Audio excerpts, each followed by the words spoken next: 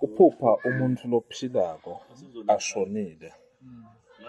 Incazelo-ke liphupho isuke inze kakhulu futhi-ke isuke ijulile. Angeke uthi uhlaziya iphupho uvele uthi yaphu.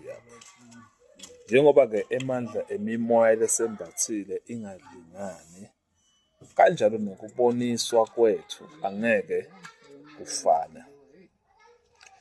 Kuphupha-ke umuntu lophilako kodwa eshonile. Lesinye isikhathi usuke-ke ukhonjiswa ngokuthi loyo muntu usenawo emalanga ekuphila emhlabeni. Futhi-ke lapho-ke basuke bakukhombisa abantu abadala ukuthi lowo muntu loyo uyawuhamba abe lidloti lelihle kuwe, ngujabulise lowo muntu loyo asaphila.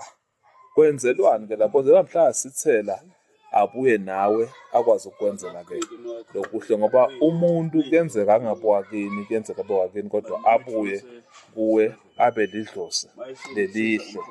Kwesibili, basuke labanye-ke bakhonjwa ukuthi emalanga aloyo muntu sekasonzele. Kwenzelwani-ke lapho? Kwenzelwa ukuthi-ke wena yiba umuntu lothi lento maseyenzeka, ube umuntu osho ukuthi-ke cha, ngabona-ke. Yingakho uma ngabe kushone umuntu kuhlezi kunabantu abathi yazi lento ngayibona, lento lena yazi kwaba khona into le ngiyiphuphayo, noma kwaba khona into le yenzakalayo. Lesho ukuthi-ke lo muntu lona usezohamba-ke emhlabeni.